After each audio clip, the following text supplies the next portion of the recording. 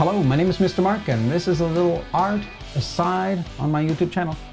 Today we are painting this beautiful mountain range in watercolors on 8.5 by 11. Before we get started, a little credit where credit is due. This technique you're learning today is by an Edmonton artist called Frank Haddock. And if this at all piques your interest, then I suggest you check out one of his courses at the Artra Art School, artraartschool.com, Artra, A-R-T-R-A. Or go through the city of Edmonton on the Move, Learn, Play website and you'll find some of his classes there too, whether it's in person or through Zoom. Today we are painting this mountain range and I'm going to show you what I have here on my tabletop. Okay, I have drawn the image. It's not that I'm incapable of drawing, it's not that you're incapable of drawing, but I traced it just so to speed up this process. Okay, how did I trace it? I put graphite on the back and simply copied it. A graphite stick works. A graphite stick, something like this. Okay, that works great. I have my paints. I have the three primaries here. This is Graham & Co. And I like to use these, but maybe you have this one. Okay, this is also going to work. There's a blue on here. There's a yellow on here. There's a red on here. There's other colors too. It's nice to work with the primers. Teaches you about color theory right away. And really you can create any color you want with this, but this will also work. I have a fondue plate here, and not because I'm eating, because this is what I'll mix my paints on. You can already see I put some of the paints in the corners here. I put a little bit of water on them to keep them wet. In a moment we'll be mixing here. If you have this one, you can pop it open and you can mix in here, or you can take it out and mix in something like this. When you need more of the same color, it's nice when you have a little bit of a mix prepared. To add water, you can of course dip your brush in some water and add it here, but what I like to use is a syringe with water. So I have this one ready to go, so I can add water. That way I'm not dirtying my water that I have here when I insert my brush. Say there's some paint on my brush. Okay, a cloth to dry things off. My brushes mostly, some paper cloth if I have something going on my painting that I quickly need to dab off. Okay, very important.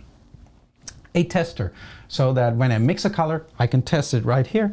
A spritzer, sometimes we'll be doing a little bit of, it needs to stay wet and you don't want to add water with a brush. You just want to layer it with a very small layer. Okay, that's where this one comes in handy.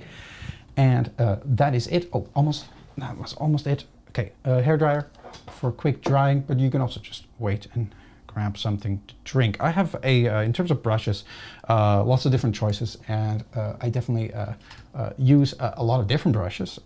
And so, yes, all of these are for my watercolors. All of them are synthetic or like as in, sorry, they're a mix of synthetic and animal hair. And I like those the best. These ones are such blend brushes. Synthetic brushes will be firm, and so they'll bounce back real quick, which is nice. And brushes that are purely animal hair or imitation. For example, this one's imitation squirrel. I see that my camera's having some difficulty focusing. There, this imitation squirrel, and you can see this one kind of stays bent when you bend it and it's wet. Okay, that's what all natural hair will do. Blend brushes with a bit of both. They'll bounce back, but they'll also stay in position a little bit. Okay, I like that the best. Animal hair brushes, of course, hold more water, which with watercolor is really valuable. I would say, let's get started. So, let's switch to views here. How are we going to attack this? Okay. This is the painting. What I'm seeing here are reds and a lot of purple, red purple here, blue /blue purple here. These are important to get in, but we will start with this, the main land areas. There is, of course, a bit of red here, a bit of blue, and we have to be careful to keep that white. I'll teach you a number of techniques, namely how to just cover an area with a bit of a wash, how to do dry brush, and how to do wet on wet. Okay, we'll do wet on wet for the sky and for the lake and for this mountain here. I'm not going to fast forward my painting process, so if you are painting with me, you can just have it play and have it play faster or slower depending on how much you can keep up, or pause when needed, or skip around when needed. But I'm not going to speed it up on the YouTube. This is a live off the floor recording, so we'll just take what we get, no editing. Let's get started. I think you can see my palette. We'll just do it like this. That's a little bit better. The first color I want to get is this color. It's pink, but not quite just, it's not just red with water, which makes pink. This is a light red purple, so I'm gonna mix that with quite a bit of water. So I have my pen here. I'll start with some red because that's what it mostly is. You can see that here. Okay, it's the color is slightly different in real life, but not a whole lot. We're pretty good with the camera calibration. Okay, this is a red purple that you see here. Comes pretty close. I think I want to add a bit of water. Have that watery enough. Let's see on our little tester. Okay, could use a bit more blue, but this is definitely not, even though we're copying the lines, this is not paint by number, so we can definitely have some creative license and decide what we like best. I think this one comes pretty close. Just gonna dry this for a second, mute my microphone.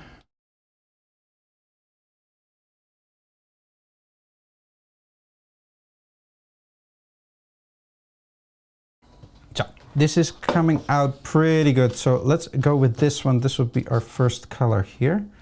Number 1. Okay. Where is it red? It's red here, here, a little bit here. Watch what I'm doing with the brush. I am making it not too wet, not too dry.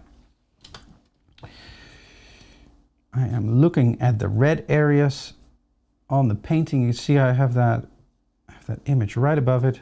So we'll just start here. I'm going to imitate those lines that you see there a little bit, so they're in already. In the distance, these lines will be really narrow and flat. And when we get closer by, we can be a bit more rougher in the areas that it covers. We don't have to do lines, but here in the back, I'm going to do some line work. Now, don't forget to leave a little bit of white for areas that are supposed to be snow. How is that visible on my screen? Let's make it a little darker. Not quite that dark. Okay.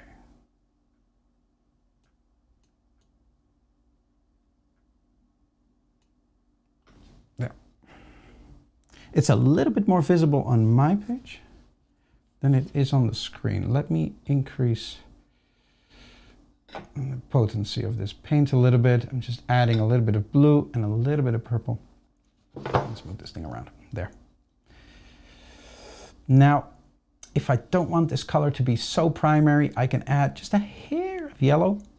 That'll make that color, well, purple secondary. That'll make the color a bit more dirty. So we have a dirty purple. That's not a bad thing. That's a good thing. All right. A little bit of purple here. Okay, that's definitely a bit more potent. Purple here. So that brush is wet. I am not necessarily dry brushing here. I have it kind of as a sort of a flat edge here by just dabbing it off on the side of my pan. And that seems to work pretty well. And then with that chisel edge, I can make those lines. I'm happy there. See any more purple here? Maybe just a dab here. We can have a little bit of creative license. That is a-okay. Okay. Constantly switching back from that drawing to my painting. Sorry, from the image to my painting. This is what you would do if you were copying the drawing as well. By freehand, you would look at the image quite a bit. want to turn your brain off a little bit. Just follow the shapes. Don't necessarily interpret what it is. Just look where it is and copy that. Okay. And take a little bit of creative license and add some more here. Not too much. We are nearing completion here. So we can always go over with some of the blue, or some of the blue purple. We might very well do that. Not too worried. Okay. Next step. The perfectionist in me sometimes wants to go a little bit further, but like the Tao Te Ching says, stop eating when you're full. Okay, there we go. Gonna make the second color here. The second color is a purple, but it's a blue purple.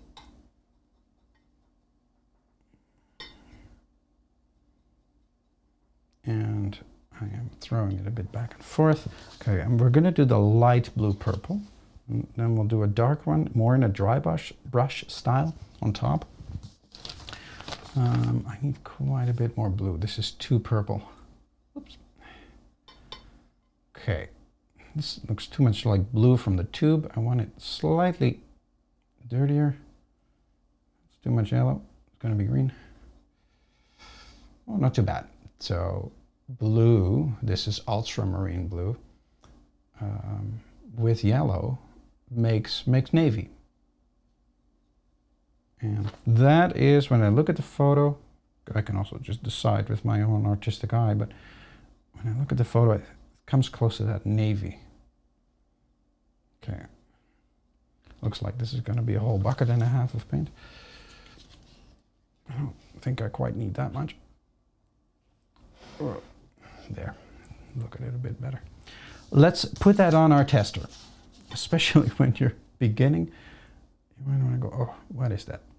So the importance of creating a big puddle of paint here is that you don't want to paint a little bit and then go back, say if you're using these pans, or if you're just using the paint here from the tubes. You don't want to go back and mix some more, because then often dark stuff is right on your brush and you go back on and you're like, oh, where's this dark spot coming from?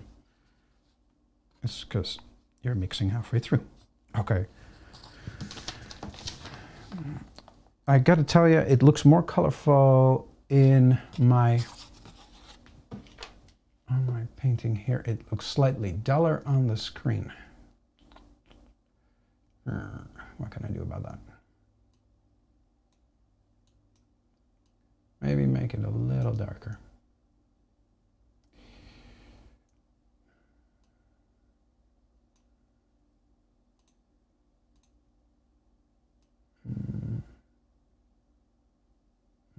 Okay, here we are. This is a blue purple, and I like that for having it cover. Maybe make it slightly more blue. If you are using this pan, the blue that's on here, which is this one next to the orange, is a phthalo blue, which will be slightly different. It's very powerful blue, so you don't need much of it. I sometimes use phthalo. Could very well use phthalo here. Both of these colors are kind of thiocyanin blue.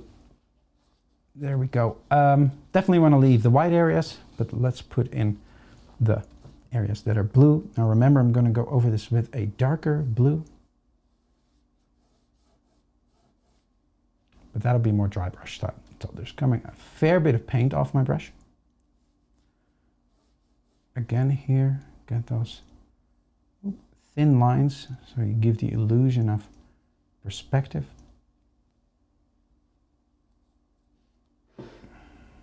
I am painting right to the edge, but some people like to tape around the edge and then get a clean line, a white line around the outside. Fine. For my big paintings, I simply mount watercolor paper on bars, on canvas bars. Where am I? Oh, wrong part. And that also works really well because as you use a lot of water on this will start to curl. That's why you'll see people on the internet and all around taping it all the way around so it doesn't curl up. But when you stretch it on stretching bars, it also doesn't curl. Taping, it sometimes still pulls loose.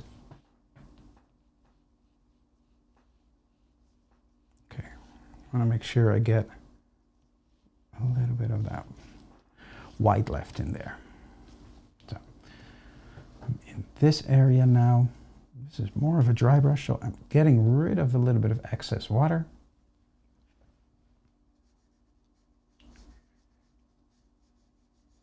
And then when I paint, it's not going to throw a whole lot of water right on the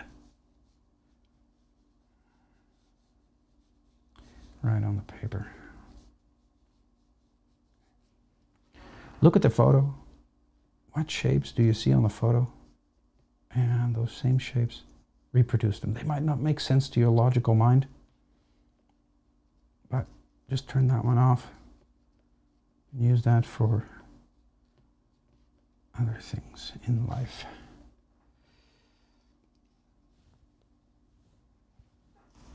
There's a time and place for that, and drawing and painting is often not one of those. Okay.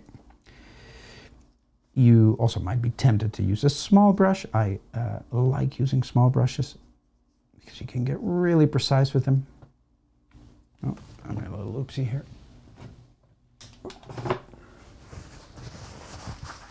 Get some paper there, and it's gone.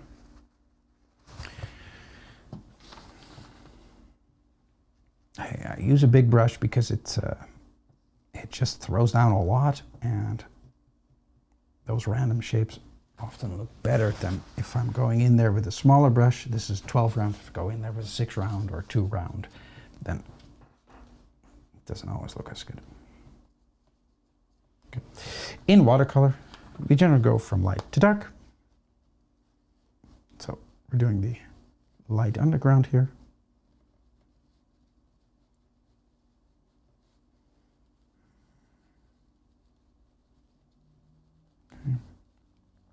Here I don't want the same thin lines as in the background. This is the foreground, so the shapes have to be substantially different. Okay, look at that, right? These are just, this is just some snow on some rock, super random. So hardly look at your painting. A little reminder to self here. Hardly look at your painting and just look at that image while you paint. See if you can follow the shapes that are happening here, especially with the little, this pretty big corner here. Okay, how can you meaningfully fill that? If you try to do it without looking at the image, you might just do a whole bunch of repetitious patterns that, when you step back from it, are not all that interesting, especially with a corner like this. There's no lines here to guide us. You just have to go by the image. A little challenge is not a problem, of course. We're all adepts here. Okay, I am just seeing that this piece is more blue than this. I might quickly make a slightly different color for it. Let's see if we can do that. Just something that's a hair bluer.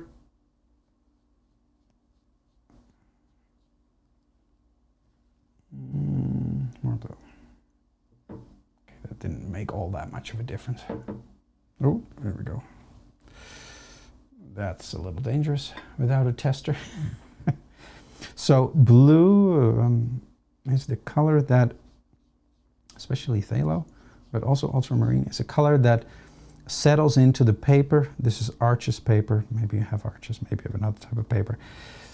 It settles into the paper really quickly. The other colors float on top a bit more. Just a bit longer. So you want to be quick with blue. I have that light blue now that I have it handy here. Maybe a bit here.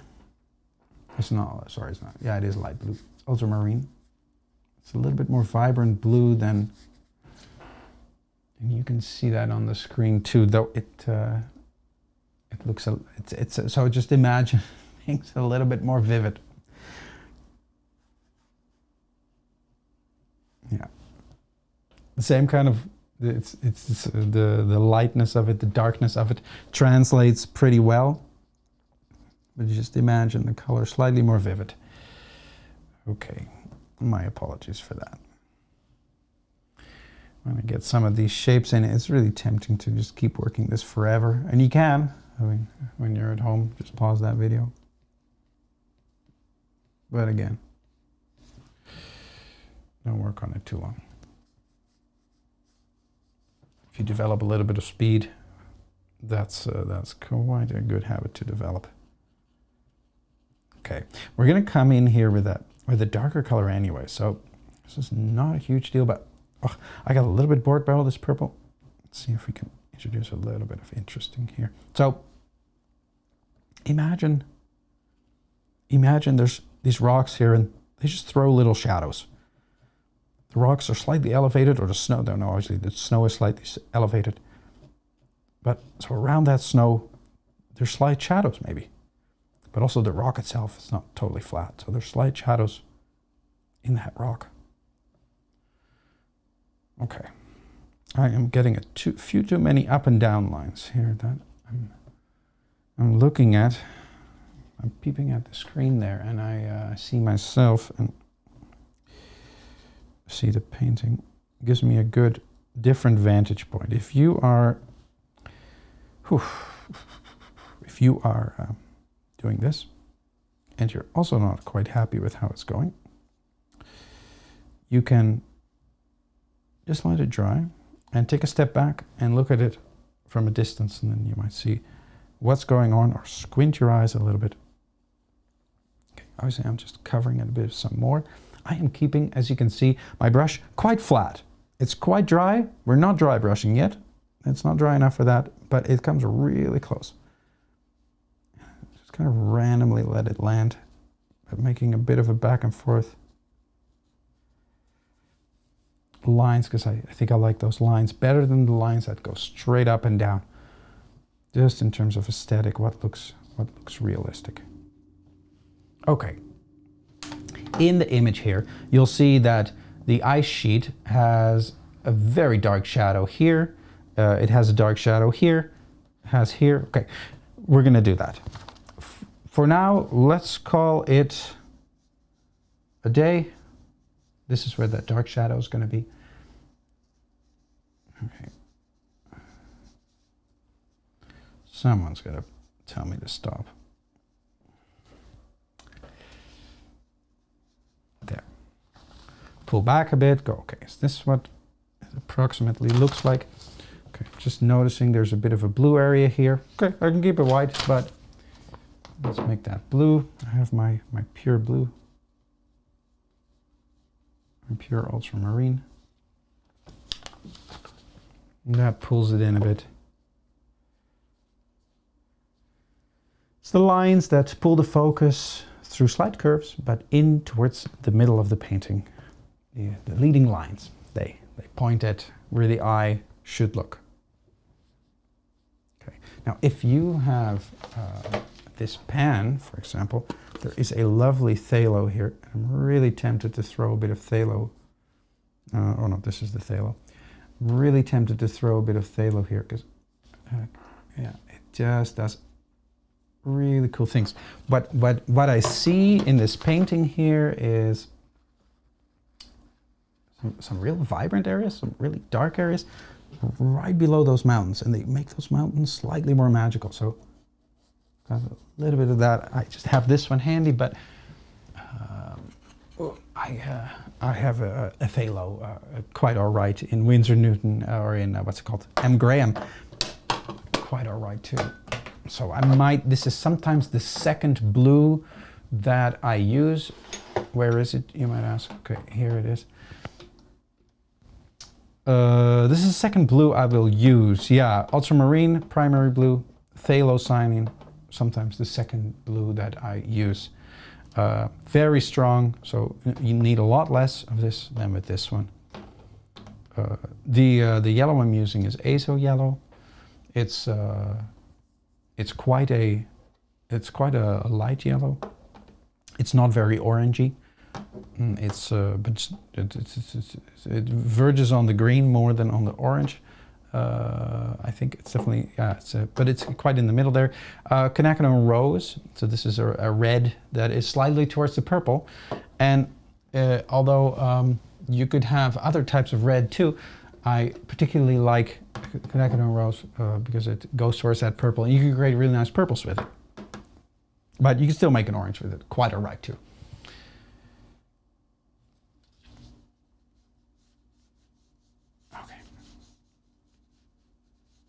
If you're really fast and you're painting and some of these colors are not dry yet and you're noticing that they're not layering nicely, dry it first and then put the other layer on. Okay, the rest I can do later. Clean the brush. Alrighty, what are we going to do now?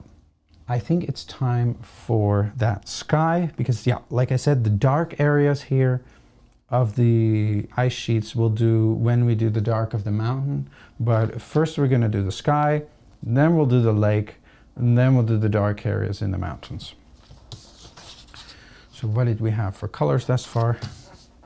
The pencil took a hike. This was our number 2. So our number 1 was, there we are.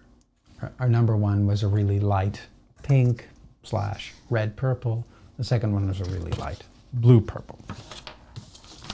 Now we're going to do the sky. We're going to do the sky as a wet on wet. That means we apply water here, just clear water, and then we will put an orange in and a red in onto that water, and it'll mix.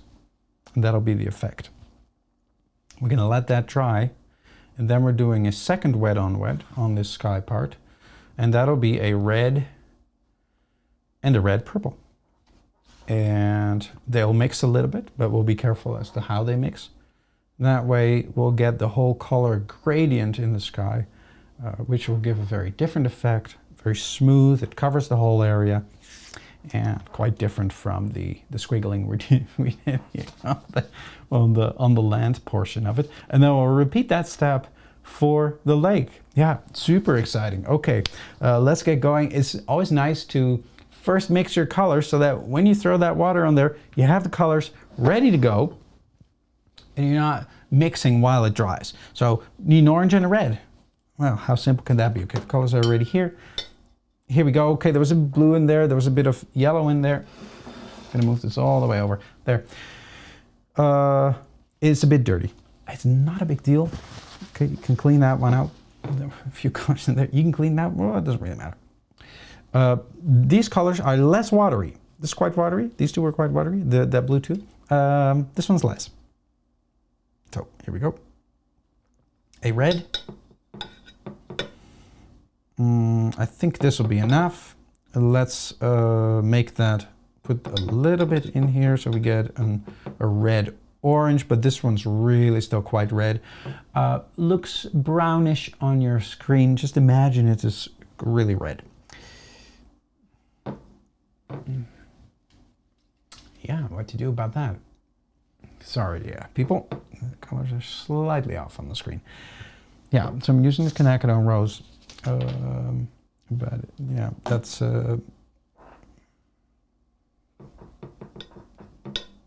okay. And then we have the orange,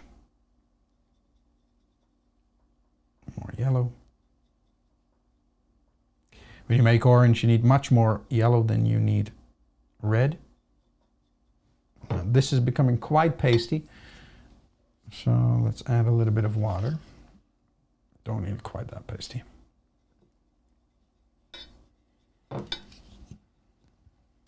Yeah, that's better. Yeah, not super watery. Not super pasty. Now let's switch away from my camera view. Here we are. What can we do about these colors? They are a little bit off. Yeah, imagine them a little bit more vibrant. If I turn up the brightness here, it doesn't really show you the vibrancy of it. Maybe this does. Just get a lot of grain in the image.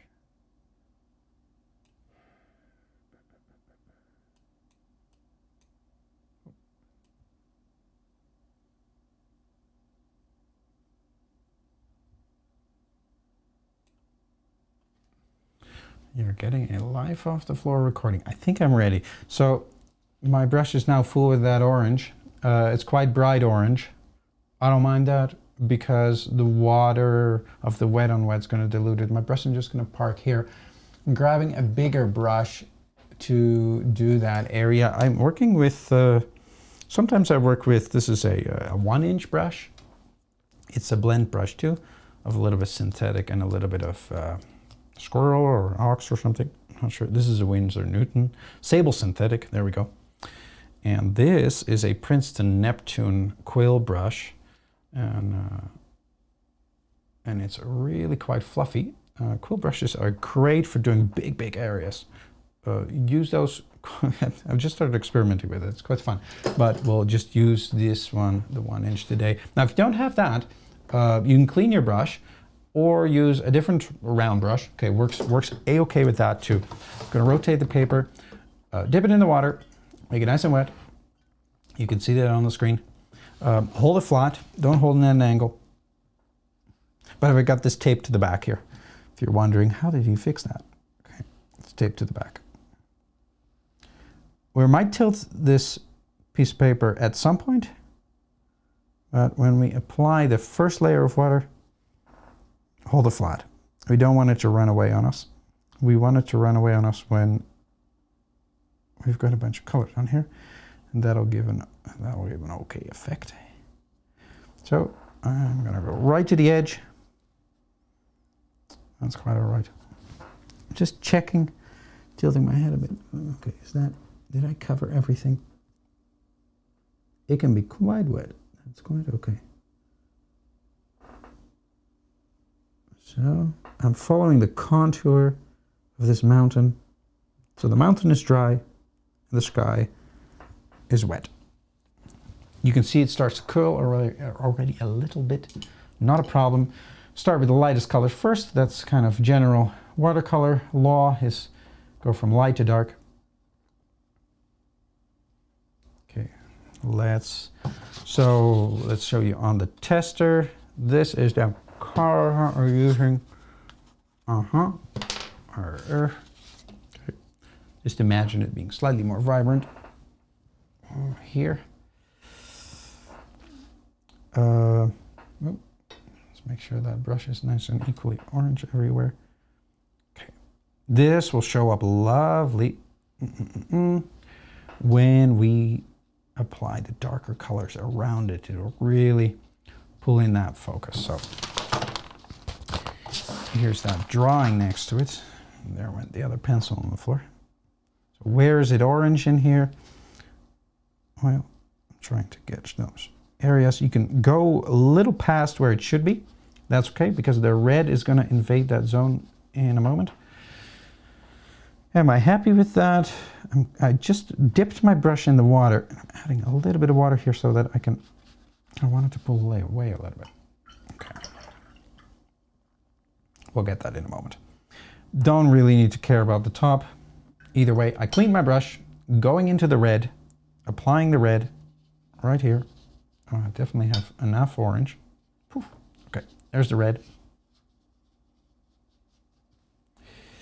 Don't need to worry about that top so much. I could have left the white too. That's okay. Okay, so I'm getting this area where the red and the orange start to mix. Oh, I'm happy with that. Now I'm grabbing a tissue here and I'm gonna let it run down a bit because you can see it pooling here, and I'm tilting my paper to not too much, to make it run. When you do that, pick a direction and keep it in that direction, and then let it dry in that direction. Don't want to tilt it back and forth too much, because then it'll start to run into itself, as in this will have dried, and the wet stuff, if you were to tilt it the other way, this part is now low, and I'm just dabbing it up here.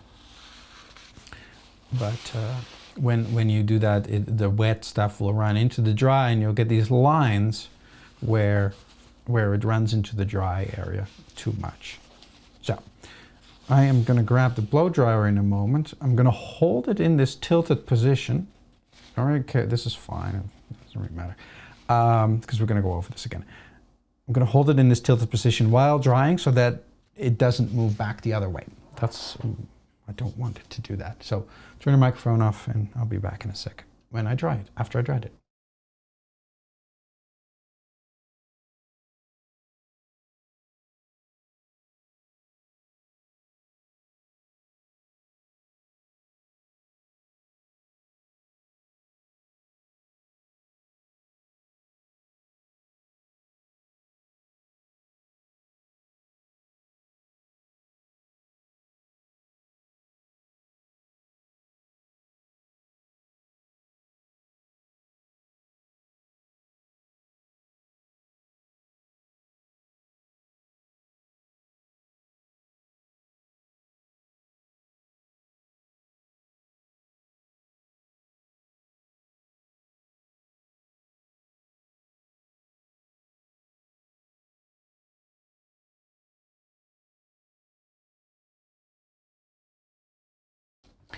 I'm checking this is really dry. Okay, do the hair blower, the hair dryer. Do that. Don't do that when it's too wet, because then you'll get. Oh, here, this is nice, because then it'll start to push the water all the way around. So do that somewhat mindfully when it has dried a little bit. Otherwise, that water goes flying everywhere. Okay, these colors are more representative of what it should be. My overhead camera, my phone, is a little wanting in that area. I've got nice yellow, and that's, well, orange, and nice orange, and that's what I'm most interested in. And then it goes into red. Now it has dried, and then we'll do the purple. The reason why I don't want to go in with the other color is because I want to maintain that crispness of that orange. And sometimes when you go something with blue in here, the yellow might start to react with the blue from the purple, and then it'll want that become a little bit green. So just do this in 2 stages. It'll work great. Okay, second part, here we go. What do we need? Well, we'll make it a little bit more blue purple here at the top, and red. So we got a purple. It's really straight up purple. Okay, here it becomes more phthalo blue, more real blue and dark at that. Here it's more purple. Let me make that slightly bigger. And so here we're just doing purple. Here we'll go more of that orange to the red, a little bit of red. We're not going to make the lake quite as dark, but this is more blue. Okay. In my colors, I will need that purple. Could be this one, but there's too much water there. So I've got a bit of blue here. We'll add some red. This is becoming a red purple, so we'll need a bit more blue. If your paints are starting to dry up, if you're using tubes like moi, I dabbed my brush in a little bit of water. This might not be the smartest move because now the red has purple on it. You can also do it with a syringe. Just water it a little bit. Okay, that's enough. Then it'll stay moist enough. Now, if this totally dries up, you can still go over it with a wet brush and it'll activate again. It's the lovely thing about watercolors, it just activates again. I've got a nice purple here. Yeah, this is a middle purple, not too blue, not too red, a middle purple. Let's use that. That'll be good. Okay, I'm going to use the rest of this red here. It's almost gone, but honestly, it looks like brown. Okay, I trust you. It's as red as this pencil, and this pencil also looks brown. Okay. Second, wet on wet. We are again wetting the paper. I have 2 waters here. One is I use it to clean my brush, so that one's a little dirty. We're not using that one. I've got a clean water here. We'll use that one because we need clean water for the second wet on wet. This is dried, so when I go over it, it'll activate the paint a little bit, but honestly, not a lot. Just make sure you follow the same contours. Okay, nice bit of water.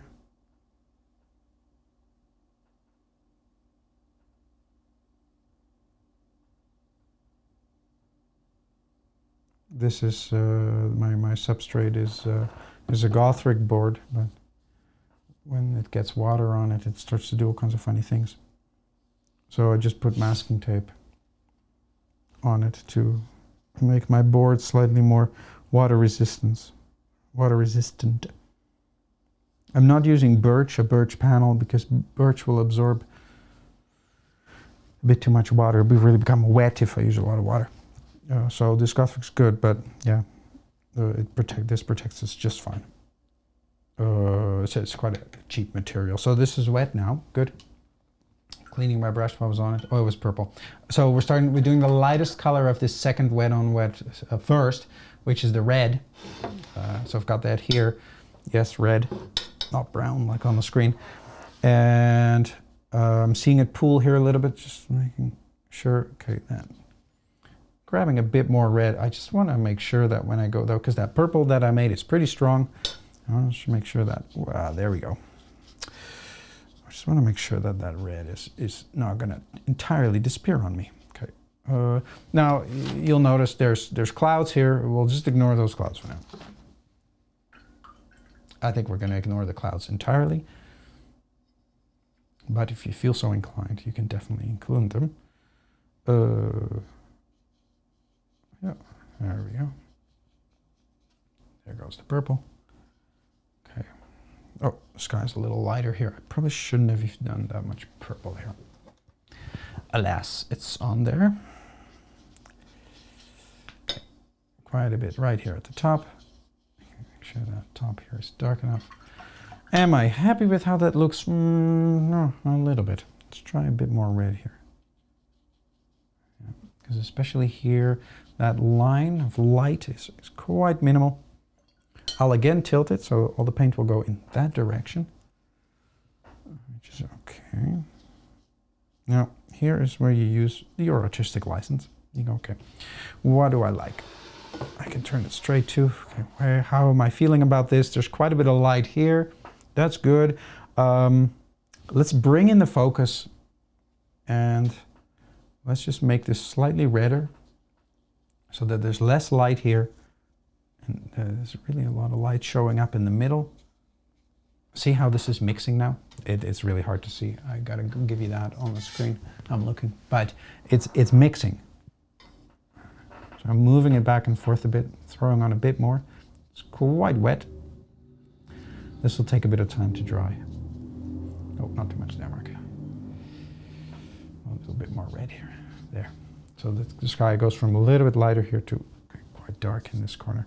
Not super, super dark, but just grabbing some straight up blue from that palette. I'm not sure if you saw that. I think you did. There. Yeah. Okay. Just mixing that a little bit. Got three colors going on. I've really got a purple going on here, a middle purple, bluish purple, because I just used a little bit of blue here. And I've got a reddish purple, middle purple going on here, and then I'm going into the red. Okay, let's call it a day on it. This spot's a bit funny. Oh. So, yeah, a little bit dangerous if you go on with a dry brush. My brush was fairly dry. It picks up the paint. Yes, it does that. So let's see what happens. This is the moment of no return. When we tilt this again, this is the low spot here. There, and it's running down. And if you tilt it more, it's going to run down faster. If you really want to get rid of some, but if you're like, no, I like it, then you reduce that tilt a little bit. I am not super happy how this is such a straight line. It just follows that mountain, and that's a bit too predictable. So let's see if I can do a bit of emergency rescuing here. I'm spritzing it with water, And you can already see what it does. It moves it around. Now I gotta be really watchful that there's not too much water. Bit of water pooling here. I just gonna introduce a little bit of variation there, because otherwise that predictable shape is gonna bore me very much. Okay. Don't want too many repeating, boring shapes. Yeah. You'll learn that over time. Going, oh yeah, this is too much of a pattern. This is not geometry. This is nature. I am fairly happy with where this sits at. As a perfectionist, I'm never fully happy, but I gotta settle for this. Let me mute myself and blow dry this. I'll start from a bit of a greater distance with the blow drying, because I don't want to shake up the paint too much, and then I'll move in a bit closer.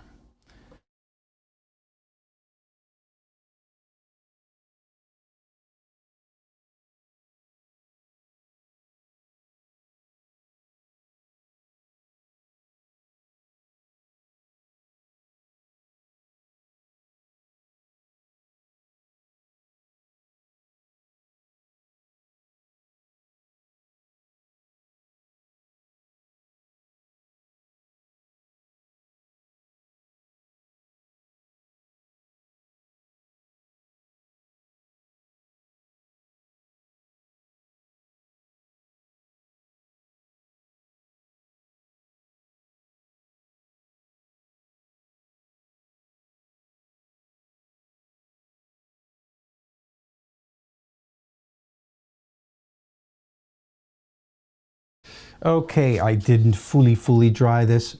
It's slightly moist. Be careful when you touch it. But it's dry enough to hold up. It won't fall down. Here we are. Good. Don't need to see all that. So, yeah, we've got a bunch of colors in the sky. It kind of looks like a wild sky. Does it look like the sunset that we have going on here? Somewhat. Don't have the lines in the sky. You don't have the lines in the sky that this one has. Could have done that, but this is a nice little exercise in which we get to learn wet on wet. Okay, these are basic skills, right? We're not doing some of the more advanced stuff, and this is a nice way to try that wet on wet. Can we mix those colors, and can we move this around a bit and create an interesting mix? So these are our basic skills, and they're really important to learn. And we're just copying an image, right? But that's because we're learning the basic skills, and then once you know the basic skills, okay, then you can go, okay, now I'm just going to draw some from memory. I'm going to do all this stuff from my imagination, because that's, of course, very interesting when you create a unique piece. We're going to do the lake now, and the lake is similar in that it has orange and red, but then these are slightly darker, but we'll do it in 2 steps again. I've got them still here, so I am good to go. Let me make that a little bit bigger for you. We are wetting the lake, but not the mountain, because the mountain we'll do separately. Yeah, there is quite a bit of white here, and I don't want any orange on it. So when we do the orange here, I just want to keep that white. The mountain is blue and white. The lake has the warm colors like the orange. There. Clear water. If you don't have clear water anymore, get some for this wet on wet. So I'm making the lake wet. Try to be a little bit precise with where the water is going to go. Doesn't need to be uber precise.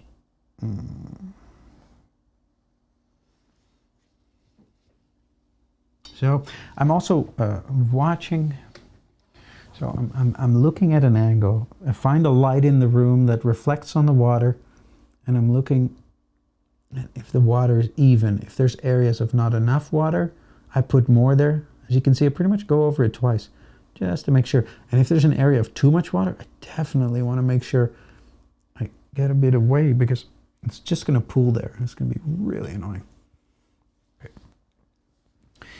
You can do this wet on wet on watercolor paper only so many times. Watercolor paper is of course made out of cotton, whereas normal paper out of wood. And so this is much more resistant to water. There's sizing in it, sort of like a glue that keeps it all together. But when you've applied water on it a couple of times, that sizing will come off a bit. It's not going to crumble the paper so much like it would with sketching paper, but it's gonna sink into the paper a little bit more and quicker sometimes and a little bit differently, and then you can't work with it quite the same way. Not disastrous, just a little different. Okay. Is that enough orange? I think that's quite all right. We don't want the lake super orange. I think it's nicer when that sky is the mysterious orange, and this lake is we see hints of it, but it's much less. Okay, great. Put a little bit here. As you can see, there is a bit of red here. Just want to be ready and prepared for that. We're going to go over this with the dark color, so that red, we can just move it. We can just have it be gone. And that is not a problem. Okay, grab that little water pooling. Don't want that. There. Yeah, that's enough red. Okay. And let's hold this. We see water pooling in a number of areas. Let's tilt it this way. You can see it starts to do a little line here. Just tilt it down this way, and it comes this way. Great. Okay. You can see what it does, right? You can see here the paint going into the area where there's water, but no paint, and it creates these lines. I love it. This doesn't matter, but you can really see what it does. This area is probably not going to move anywhere. There.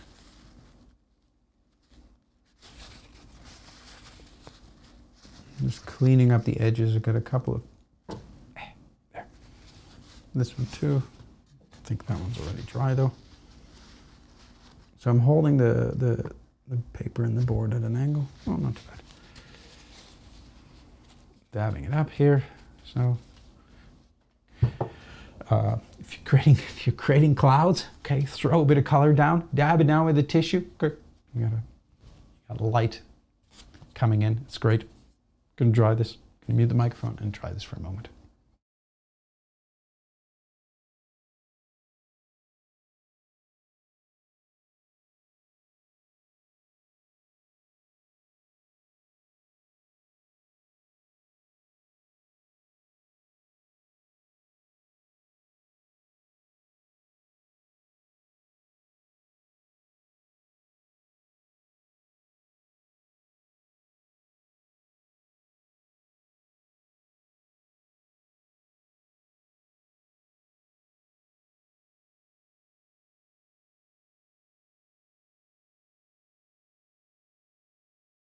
So, and that was it for drying.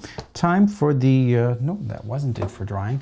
So you really want to make sure this one is dry. I can show it to you here. This is what we've got now. Nice bit of orange, nice bit of red, not too crazy. I went into this area a bit. We'll see if we can solve that a little bit later. Okay, make sure this is really dry. Otherwise, they reactivate the colors too much on the second wet on wet.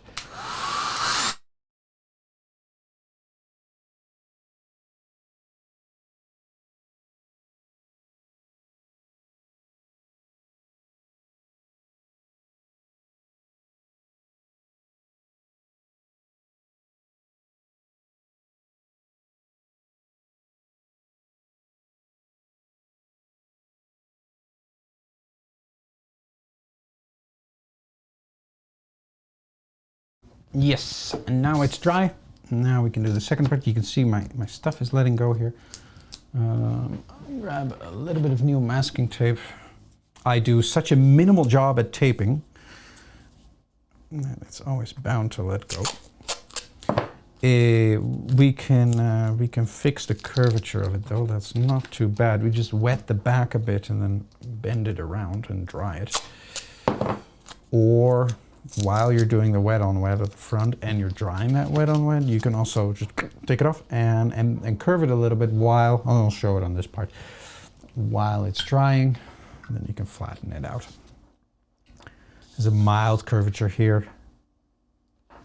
Hardly anything here. It's not really a big issue when it comes loose even. I don't want it to come loose, but it's not a huge issue. Yeah, there it is again. Okay, well, it is slightly an issue, I guess. Let's see if we can. So watercolor prep is pretty strong. So let me grab something here. This is how I. This is just a piece I was working on. This is how I mount my watercolor paper now. So when you go on with wet water, it stays the same because these stretching bars, they keep it all the same. This is how I used to do it. Yeah. Used to tape it in the corners, but then I always had these wide corners on my paintings and I didn't like that. So taping all around works. Reason why I don't is it gets water trapped underneath sometimes. It's not a lot, but it can get water trapped underneath.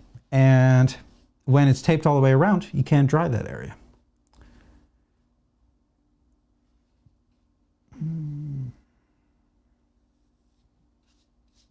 But I gotta tell you, it's really common to tape all the way around. That's what you see a lot of times.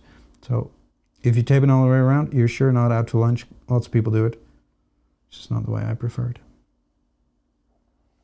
Okay, I haven't been very precise here, so the edge of the land and the lake is looks a bit funny. Not a huge deal. Sure, all the areas are wet.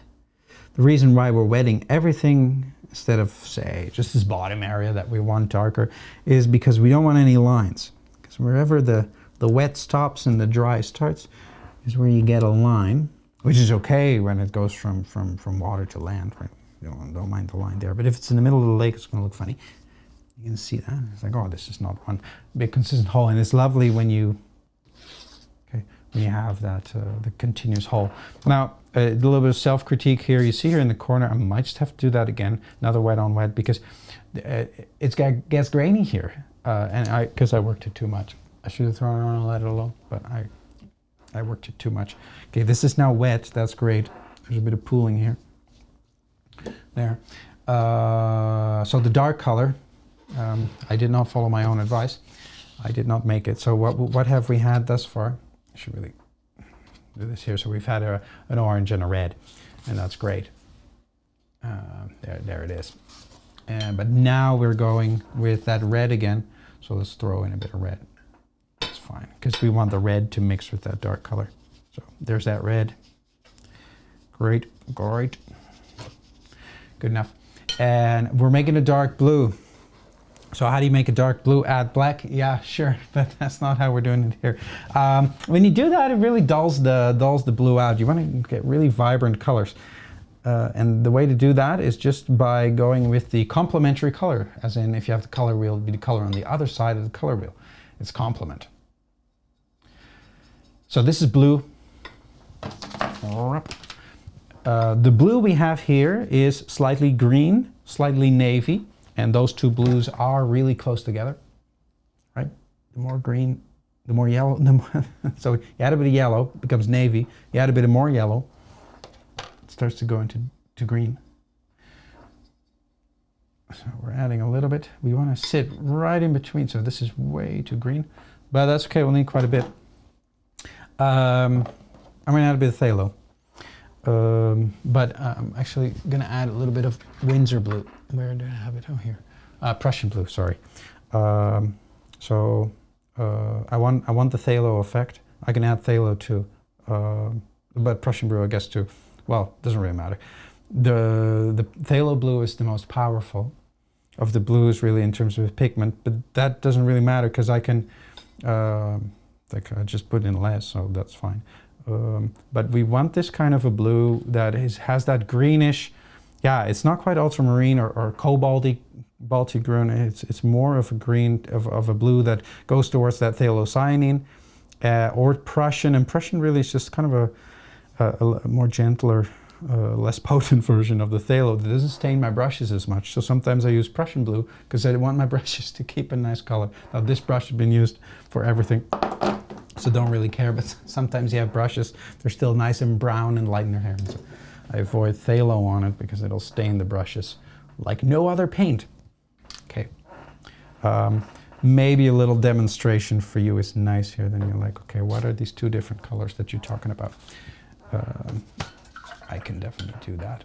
So the phthalo here, this is phthalo.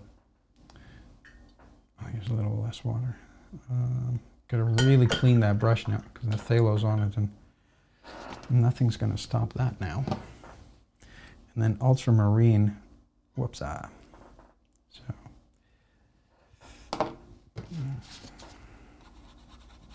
ultramarine is quite a different blue. Now, on the webcam, this almost looks like, on the overhead camera, this almost looks like a gray. It's not. Let me show it on here. You can see the blues are very different. So this one is the phthalo, and this one is the ultramarine. And when we have the painting here, it's like, yeah, it's somewhere in between there. It's a dark phthalo, more than a dark ultramarine. So we're can't talk for too long because otherwise this whole thing's gonna dry. Where's my spritzer here? I'll just wet it a bit. But we also got an issue going here. There's pooling here. So I'm grabbing a clean brush, not the one I did my phthalo with. Just move this around a hair. There. Get rid of that pool. So let's use some of that phthalo. Don't need a lot. That little corner there is going to do more than enough. I think we can add a bit of ultramarine and sit sort of right in between there. Okay. How are we going to make that darker? Well, really the opposite of blue is of course orange. So we'd add orange, but you can, since we're using the only primaries here, we're adding red and yellow, which is an orange. So eventually you can come to black here. So it's called rich black, and it looks lovely because it's rich in color, and it looks quite different from black from a tube. In fact, I have black tube paint because just don't want it. It's not going to look good. Not going to look as good. Okay, I got a color I'm quite happy with here. Let me put it on here. There it is. It's dark. You're going to see it do its work as it touches more water. I can also show you on the card. By just adding a bit of water. Sorry, I did that outside of view. You're going to see, yeah, it does really nice things. Trying not to get the shine there. Let's go before this whole show is dry. Whoops. Boom. We are bold here. Now, I said I wasn't going to make it as dark, but this sure is going to make it really close. I've got way too much pigment. I got quite enough pigment here. So clean my brush. This was a bit ambitious. We're doing a bit of recovery now. So I've cleaned my brush in the dirty water that's now filled with phthalo. And that's fine because this is phthalo, and I'm just gonna blend that edge a bit. We want all of this to be dark, but not super dark. We want that red to show through a little bit. We're gonna go here. So this is just a wet brush, and I'm moving the paint around. Yeah, phthalo is powerful. Cleaning that thing again because I'm again find I have just a little bit too much paint on my brush. Going into the lighter areas. Getting rid of some bit too much water there. Okay, there. Just a little bit of orange showing through. A little bit of mystery is a-okay in your painting because mystery makes one wonder, what is there? We can't quite see. Okay. I gotta really make sure I don't work it too much and get that graininess that I got at the top there. Let's see, what shall we do? I have a bit of purple here. I'm just gonna throw some of that in. It's quite wet. I'm gonna throw a bit of red in here, and it's just gonna mix on here. That's quite okay. Let's throw a bit of pure red Make that quite dark here. What's it going to do to blue? It's going to make it darker. Okay. This is a bit of a... You see lots of funny shapes, so I'm not super happy there. I'm going to slightly spritz that. Yeah. And now all the mistakes I made are going to be fixed. Because we're just holding it at an angle and we're letting that color run, and now that line's moving. Good, I wanted that line to move. I sure didn't like that. There's a lot of glare. Here, now there's less. That's better. Yeah, I've got this at quite an angle. There's still a bit of a funny area here. Let's just tilt it some more. Nope, my masking tape is letting go.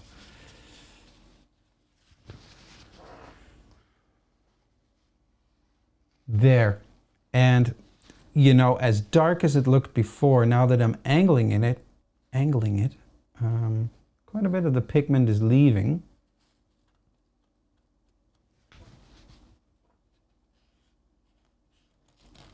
I'm drying the edges. Whoops. My board is letting go. There. Okay. I'm happy with this result in the sense that the color is even, and it's not too bad. I've got a bit of a line going on here. I'm not sure what I think of that. I'm not a huge fan. So if I wanted to improve this, I'd definitely do that on the third round of wet on wet. Now, for the sake of this video, I don't think I'll do it. But if you feel so inclined, if your wet on wet didn't quite turn out the way it turned out the first time, go over it again. But keep in mind that these darker colors, yeah, you can see that over there. These darker colors, when you go over them with water again, will reactivate more. When there's more pigment, it's going to reactivate more. So light colors don't reactivate as much, dark colors will. Yeah. This is pretty dry now. I'm going to mute the microphone and grab the hairdryer.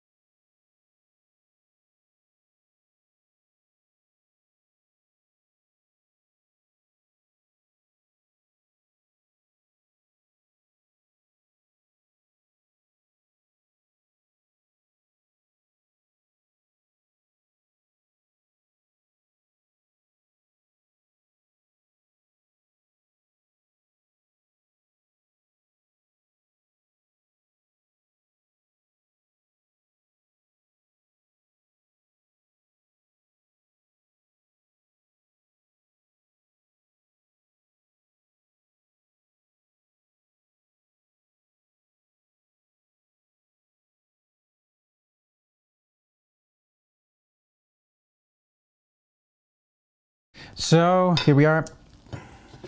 What an adventure. I've done this one a number of times, and every time it turns out differently. So where are we going now? We're going to do the mountains, and we're going to do it in 2 stages. Here's a finished product, for example. So you can tell I did the lake quite a bit lighter. Works too.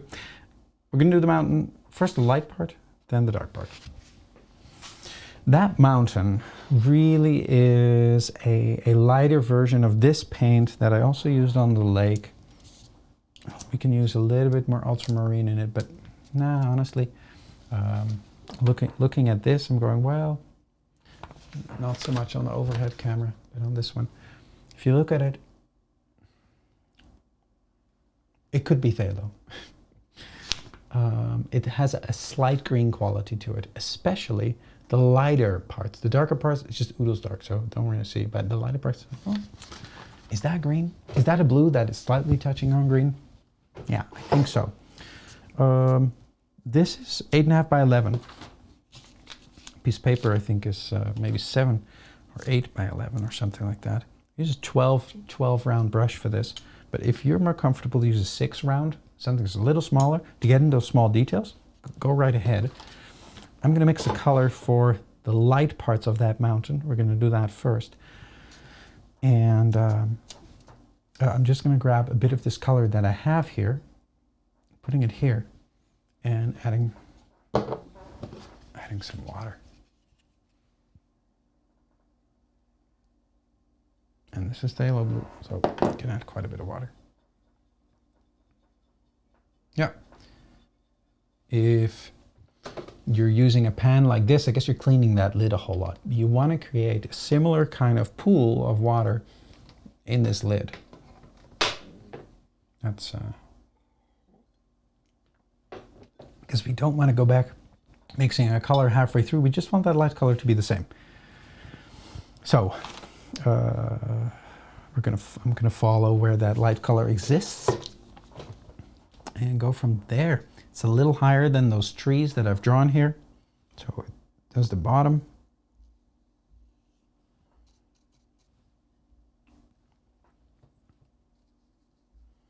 I'm putting on the bottom with quite a bit of water in my brush.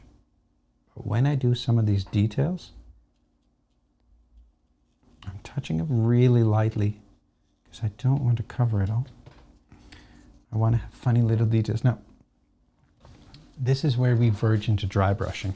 I've got my piece of paper, piece of towel here, and I can dab my brush so it dries up a bit.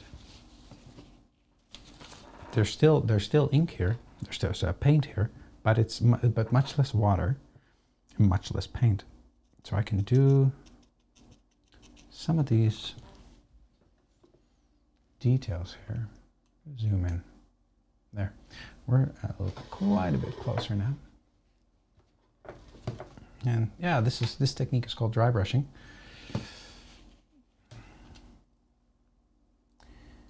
There's mountain shapes in the back there, so look at your painting, see what kind of lines they make.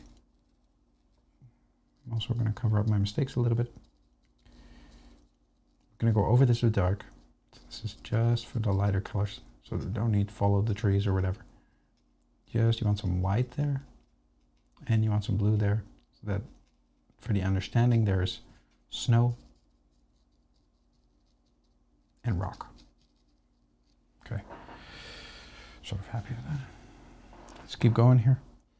Doesn't really matter if you are slow and there's a line here.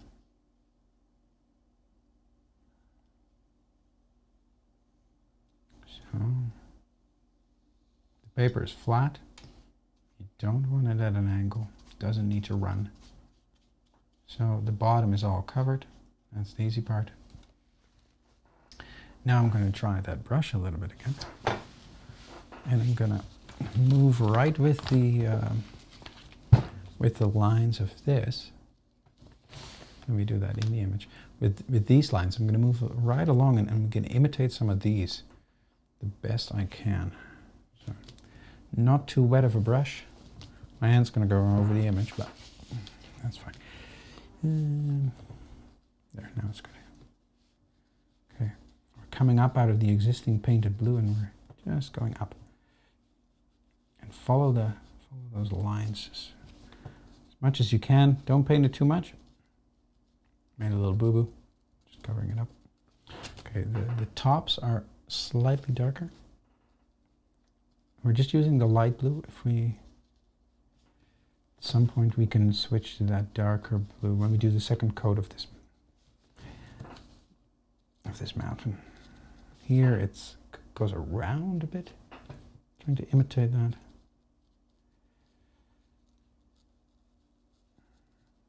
Okay, I could have done this big honking coverage of this mountain a little less, and done more of this shape making, but no, works either way. You can already tell it's starting to dry a little bit. That's sweet. Just a little bit of blue at the top here, but mostly this top of the mountain is white. I did my pencil marks maybe a bit too rigorous, so I'm seeing them, so I'm going over them with paint so I don't see them as much. Guess they're not the prettiest. Yeah. Yep. It'll really shape up when we do that second layer. That second layer has paint that has almost no water in it. Yeah, we could do it right now because it'll dry before we can say, before we know it. Okay, zoom out of here. There.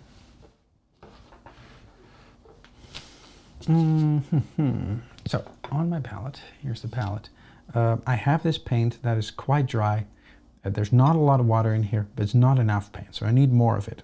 I can grab a bit of water from here. I need more of that phthalo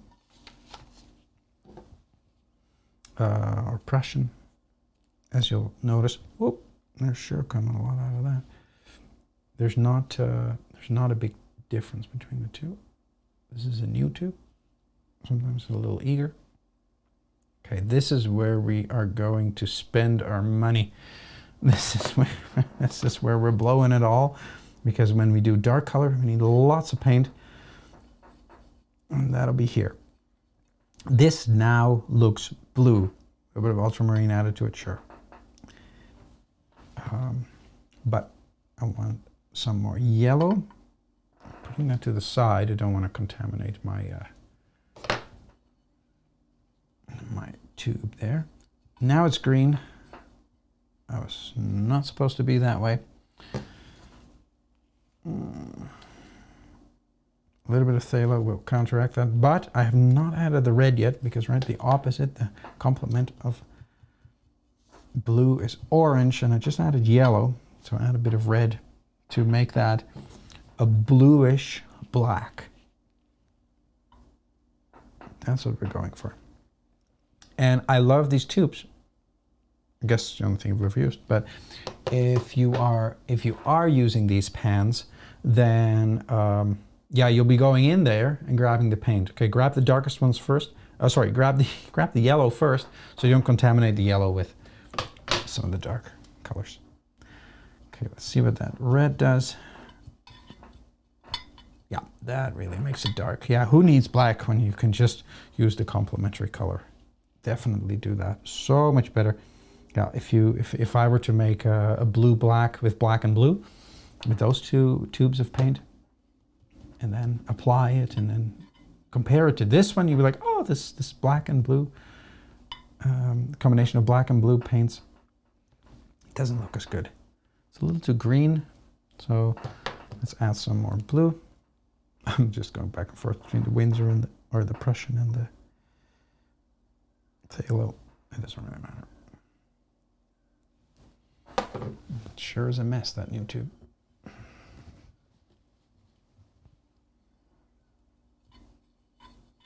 There. Okay, too green. More red. A little darker. Yeah, okay. A bit more blue. We'll need quite a bit of this. So it's okay if we make some. It's starting to become, oops, quite pasty, so a little bit of a drop of water. This is where you definitely don't want to dip your brush in the bucket of water, because your whole water will be dirty. I'm going to follow the shapes. In the drawing, this is the exciting part. Oof, this is really where you all of a sudden notice that these colors that we could put in are quite light, because this is dark. There we go. Oof. This is the point of no return. Oh. Are we going to burn this piece of paper, or are we going to keep it and give it to our mother? This is the deciding moment. Well, we'll see. We'll see in a bit. But maybe you can already feel. When the paint is pasty, when there's not a lot of water in it, right? That's how you create a dark, not a lot of water. When it is like that, it's a bit too pasty for my taste. Just a bit more water. That's better. I want to see some of that blue. I just don't want it to be super dark. because it just looks like a black. Like, okay, that's not a black mountain there. It'll be more interesting if it's a little bluish. Yeah, so I've got way too much, enough pigment on my brush. That's okay. We'll do, because you just need to do this bottom part and it's all dark. Yeah, start making some of those shapes. Okay, this is the exciting part. Shape going like that. Oof, yeah, don't think about it too much. Look at the drawing. You know, you've already had a bit of a warm up. I've done this with a couple of lighter paints. Now this is serious stuff with the dark paint.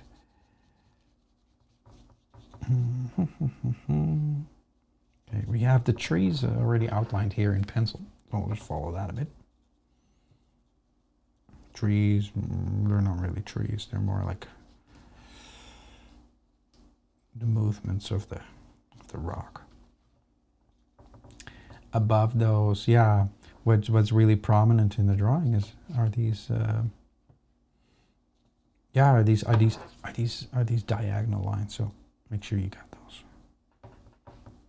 Okay, a number 6 brush could be okay here. Yeah. I'm gonna get rid of a little bit of paint. Okay, look how dark that is. Okay, it's quite dry now, and that means when I go over it, too wet still. A little bit less paint even. In the water, okay, just dilute what's on my brush a hair. Yeah, the blue is coming through more. This is what I want. So this is dry brushing. The brush is fairly dry. It's super loaded with pigment, with paint. If I were to dip this in water, the whole water would be blue. But I dipped it I adapted on a paper cloth, so most of that water is gone. And that means I can do dry brushing, which really is almost dry. So going to that towel again, getting rid of some water. So this, you can rotate your canvas this way too if that works for you. The arm moves back, or the wrist movement, just whatever direction the paint generally needs to go in. You can rotate the canvas so your wrists can make those movements more easily. A little bit of a thing here. Just look at the picture. Just look at the picture.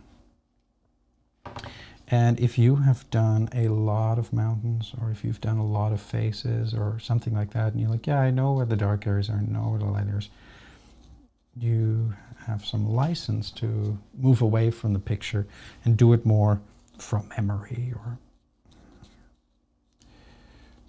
from knowledge, and then it works too. But when you're unfamiliar with the shapes, this is a little bit different than Bob Ross, but not that different. So, okay, my brush is really dry, and I'm holding it flat, and it goes flat over the paint, over the thing, and it just creates these little rocks. I don't exactly know where they're going to show up. I'm just moving in the direction. Is this what I want? Yeah, sort of. I just really need to know when to stop. Too much. It happens really quickly, and with this dark color, there isn't really a way of going back. Yeah. Everything is at stake now. Oh. Is this going to be a passing grade or a failing grade? Just little bits of... Wow. There.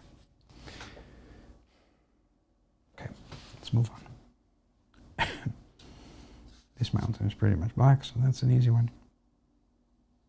The big one for sure is the hardest.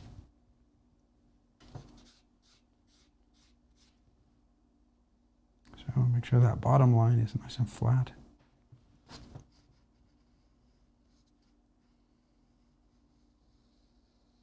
There.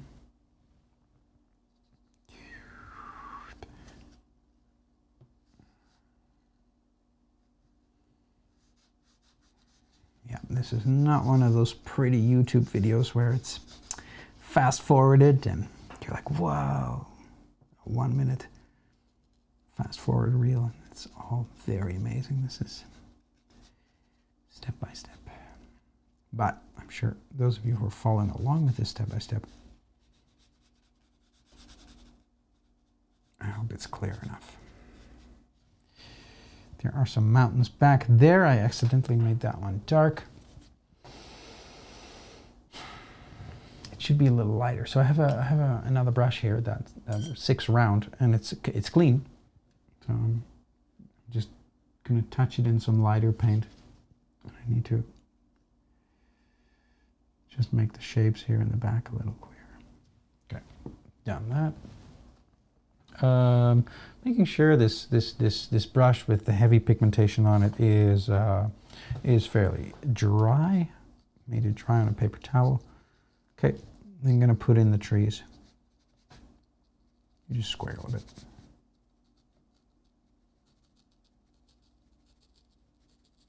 Yeah, I'm pushing a little bit against the hairs. It's not great for the brush. A strong brush can handle it. If you've got a $100 brush, maybe don't do it with that kind of brush. This is a $20 brush. Nah, it won't. I've done this ton with this brush. Some brushes can handle it, especially the blend brushes. They're fine. They're a bit more fine with it.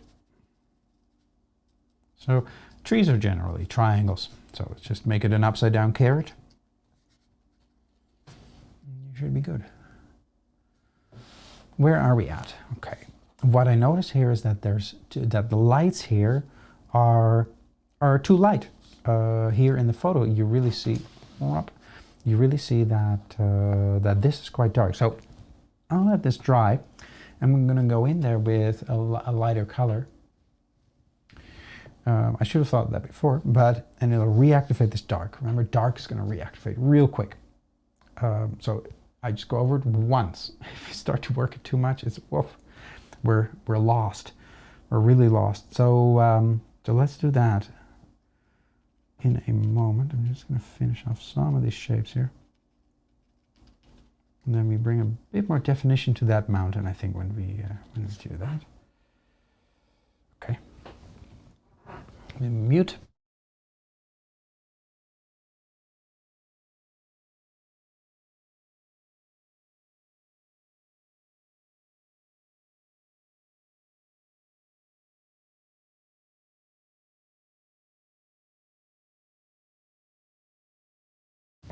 There we are.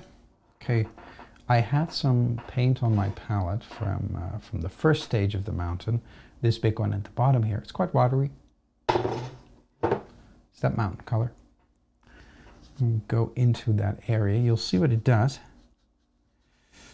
Reactivates that paint really quick. I don't want it to reactivate too much because then all the lines become blurry.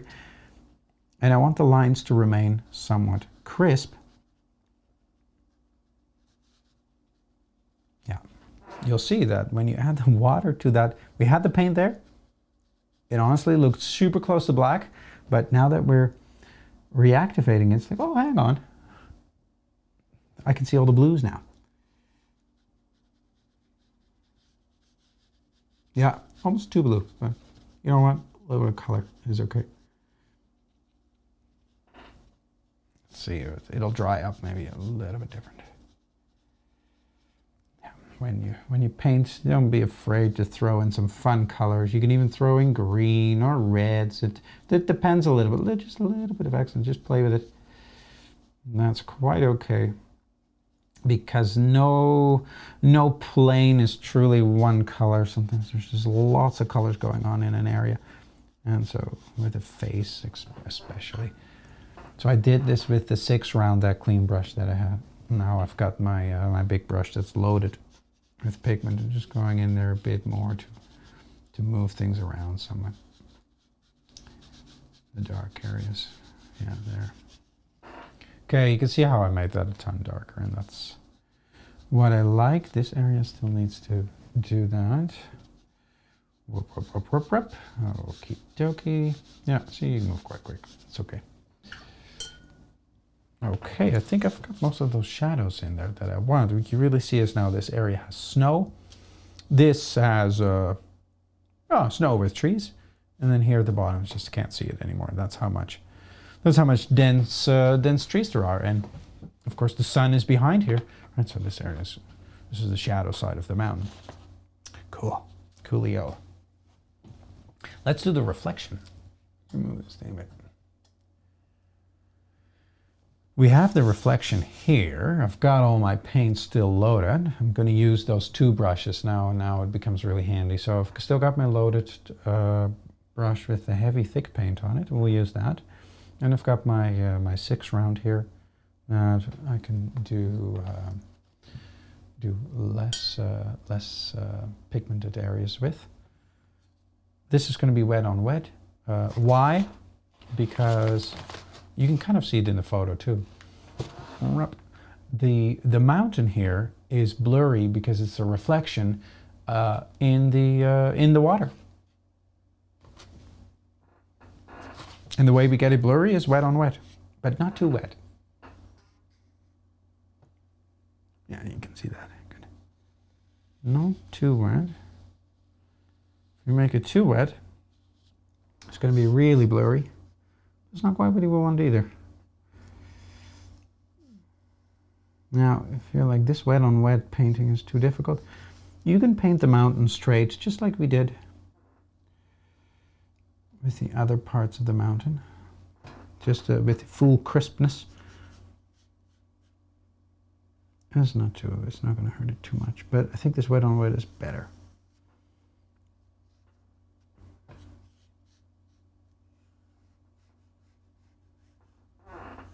Okay, gotta be careful. This brush is a little big for that small area.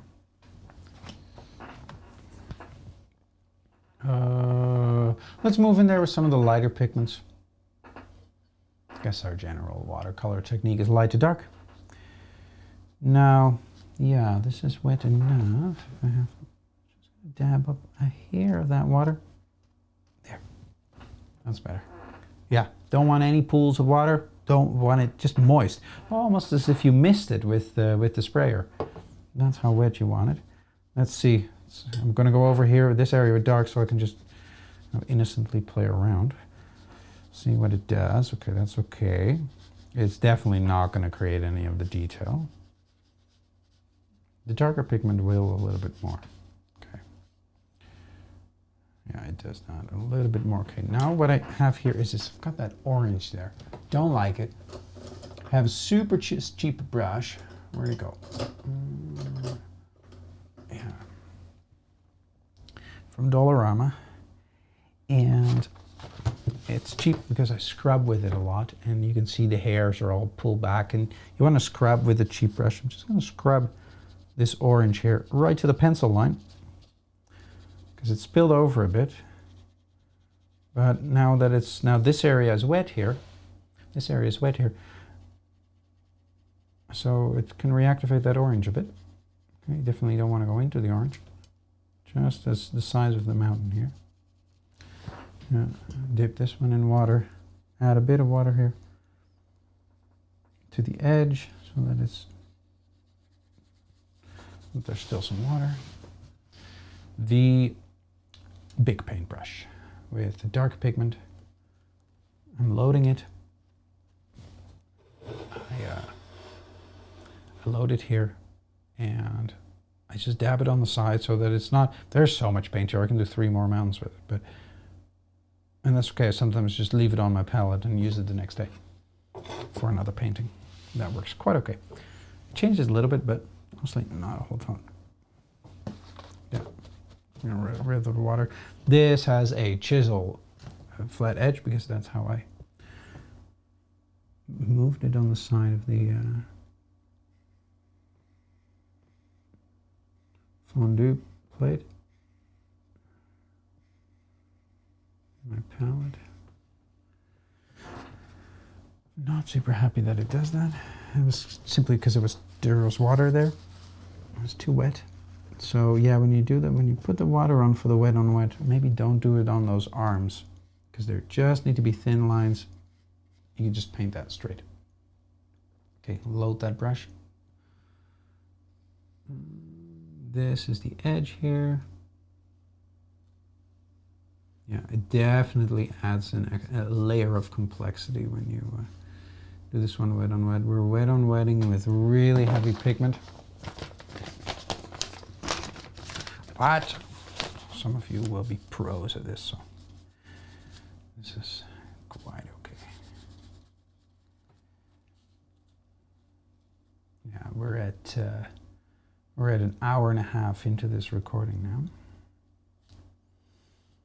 So this definitely looks like a two-class ordeal. Some of you will definitely be faster than I am. I take my sweet time.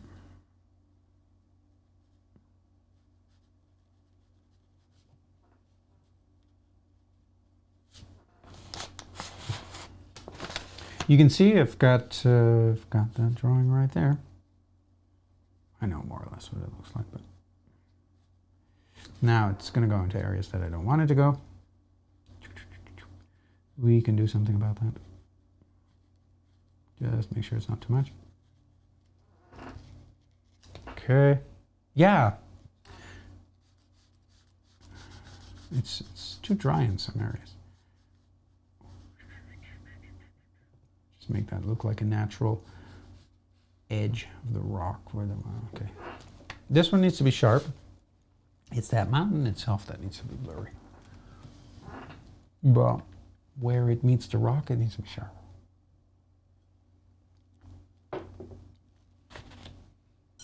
Let's grab that funny little cheap brush again. See if we can scrub a little bit. There.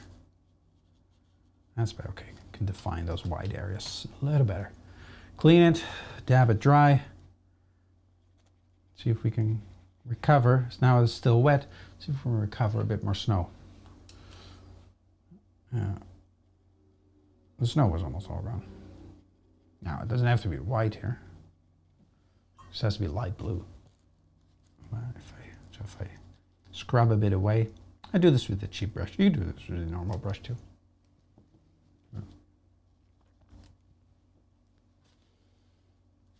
This one is purely synthetic, so it's just got hard brushes. You can go against the grain of the brush, and no one's going to make a problem out of it. I'm going to spray this one again with some water, because I want some of the lines to be slightly more blurry. The water is going to go everywhere. Like on the water, on the lake here, and you can see it run. Too much. That's okay. Grab a clean brush. I just rinsed it in water. I dried it on the towel. And I'm very gently moving it along here. It'd be nice if that mountain created a blurry edge in the water. But, ooh, it's so difficult because it's right away gonna just go everywhere. So, oof, this requires master skill, and I sure don't have it every day. I think I like this. You know when to not touch it anymore. See, it's still moving. Clean my brush again. There. Hold this at an angle. This is going too far. Okay, so it's wet here, and that's just the wetness of the spray, but I've really got to be watchful that it doesn't create a line in the water here. Oh, that's going to happen so fast. So if you want to skip this part, that's okay. If you think, oh no, it is creating that line, help, what do I do? Grab a piece of paper towel. Let's put that back at that angle. So I've got a bit of an angle. And just dry it. Yeah, because when you dry it around, where I should show you. When I dry it around here, you avoid creating a line in this area where it was almost creating a line. There, just dabbing it lightly, playing with it so it picked up a little bit. Yeah, no. Yeah, no one to call it a day. Yeah, I'm sure not super happy because I can see that a bit. Maybe a bit more water. This is where we tinker, and this is where it can go quite wrong. But I've tinkered a lot. And eventually you learn how to not mess up.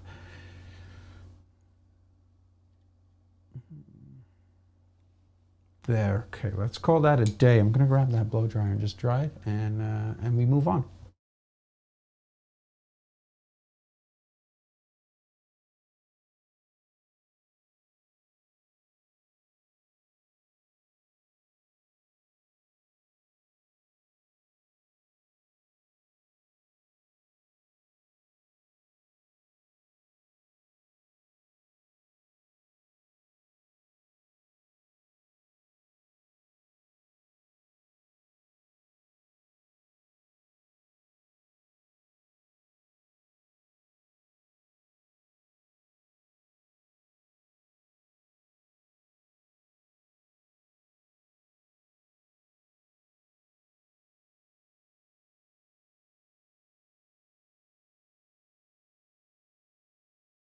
So let's see where we're at.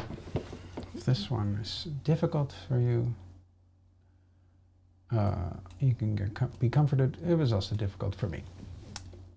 Here, this is what we got thus far. We're almost done. The only thing we need to do is the dark lines around the lake.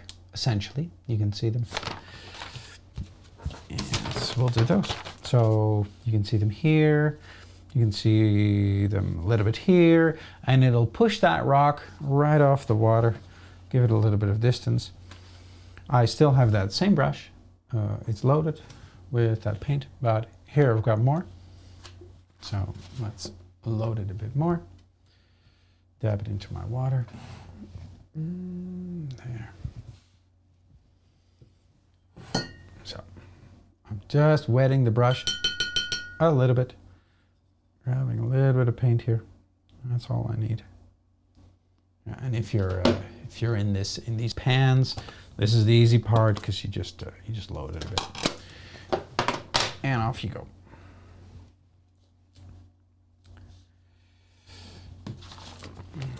Just grab the painting.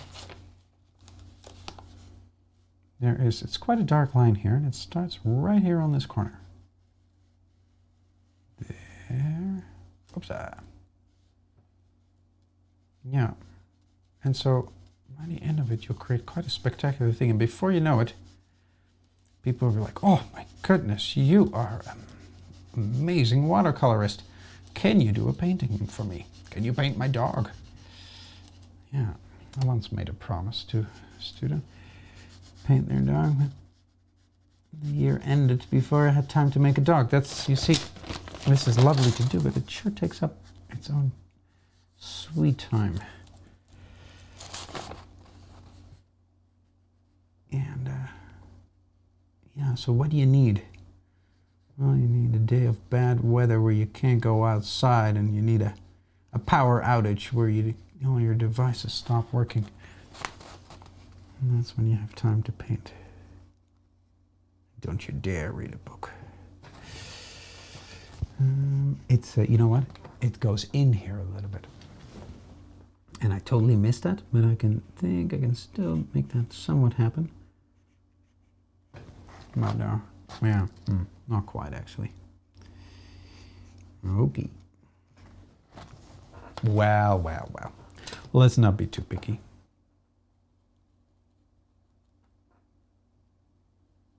Yep, this is part of it too.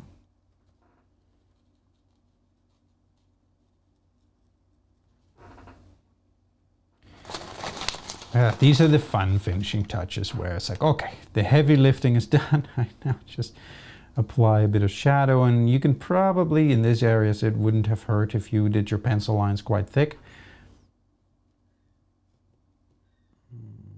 Because they're covered by some thicker paints. They might be lost, but you can just creatively interpret those.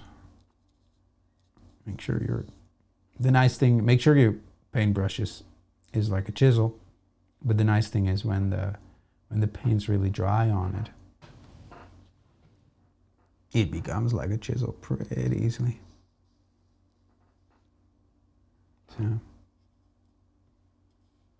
And I'm getting all these dark areas in, making sure I don't overdo it too much. This is where the 6th round would come in quite handy if you wanted something with a bit of a gentler touch. Did I do this dark area totally wrong? Because I think I was supposed to do it up there. Mamma mia. Okay, what am I going to do now? I'm going to do the whole area. Let's see what that looks like. Sure can't go back, but yeah, well, this one really stands out fine. Okay, don't follow my lead there. See, maybe we'll have to thicken up these areas a bit too. Flat at the water's edge, probably.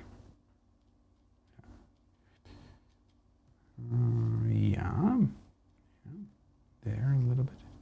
So we only see it in certain areas, right? We don't see any dark line here because it just spills over there. But we see it here. Let's make this one slightly thicker. But the further away you move back, the thinner that line. This is the lake. I'm sharpening up that edge because I used too much water there. So it started to do funny things. I've also got a bit of an issue going on there. We'll fix that in a moment. So we can put a little bit of extra here. Do we put a few more details into this super blurry part of the mountain? We could, but that'll look a little funny. I grab that clean 6th round, make it, wet it, dry it, and those shapes that I put in, just gonna tap them on the top a bit while moving the brush around to blur them out again. Okay, now I have these blurry shapes again that I wanted, that I worked so hard on. Don't want to get rid of them. Okay, clean that brush again, dry it on the towel. Now it's totally clean. Make sure I get that snow cap. Clean it again. Quick tap on the towel. There. What shall we say? Yeah, I'm really not happy how thick I made this. I hope you didn't do that. I can get away with it. It doesn't look completely off. But yeah. Alas. Let's do it let's do it again. Oh no, please don't.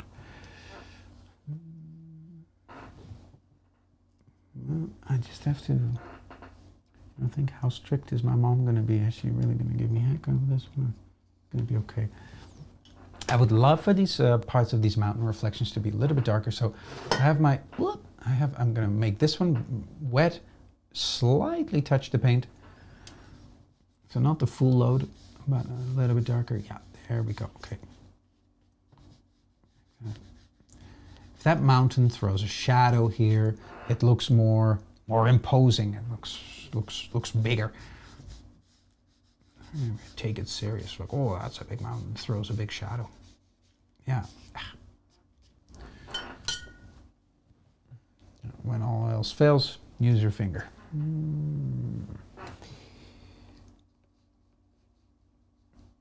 There. Yeah.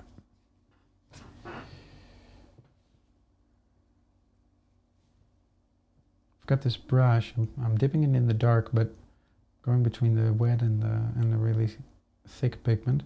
So there's sort of in between. Sort of a quick mixing on the fly, and I'm just going to insert these little details here and there, so get some variation. But we are really nearing the end, people. So, freedom at last. At some point, I want to pull back. I want to stand back from a distance, look at it and go, what am I missing? And I could have done that already, so let me do that really soon here.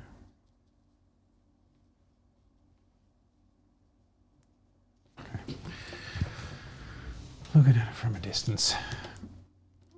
There. Hold it up. I'm going to show it to you here on the screen. I can see it in a different perspective too. Okay, on the table you see the image. Here you see the artist interpretation. Okay, what are we seeing? Like like the lake, that's fine. The mountain reflection is fine. It's a little dimmer, it's a little duller, it's a little lighter. Yeah, that's cool. The sky is way more vivid. The lake a little less. That's the way we want it. The mountains look plenty of realistic, I think. So I'm happy with that. What I am not very happy with is this corner. So let's make something quick. I've got the 12 round brush. It's loaded with paint. I'm going to go to the palette. Whoops, and I got this light one here. I'm just going to dilute it. So it's just going to be diluted. And this one that I had is darkening. That's all good. So yeah, it's a little bit more watery on here. Still pretty heavy. Let's just dip it in the water. There we go. Okay, there's lots of paint still in here. But less water now. And that's what we want. Dry brushing. And if you're like, oh, I don't know if this is good or not, or where I'm at, try it on your piece of paper. So what's dry brushing? We already talked about it a little bit, but it's essentially this. So my brush is flat against that paper. And you create a pattern like that. Okay, nice rocks on skin, it works too. But alternatively, a sponge. But let me show you a bit of both then. I just thought about that. The sponge. Okay, we've got a bit of that rock formation. Okay, so we've already got a couple of coats of colors on there. It doesn't hurt, a couple more.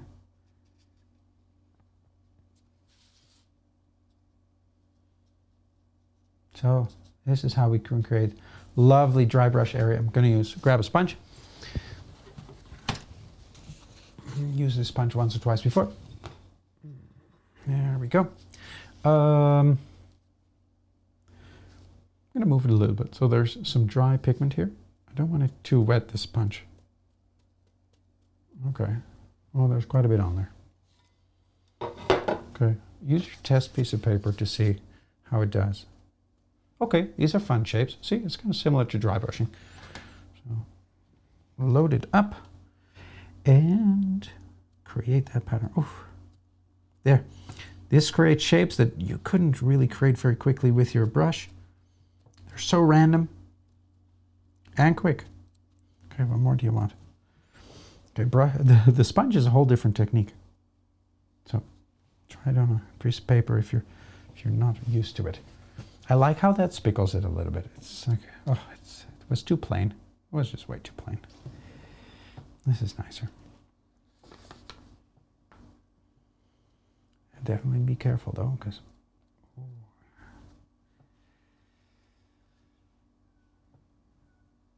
you can go south. Make sure you don't end up in the water with your sponge. So, okay.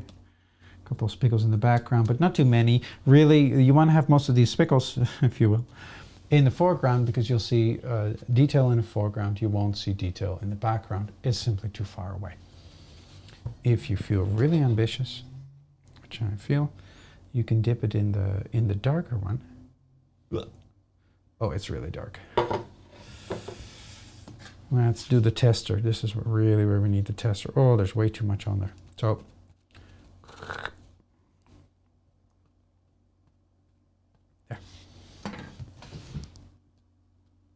Oh yeah, very selectively. Oh, mamma mia.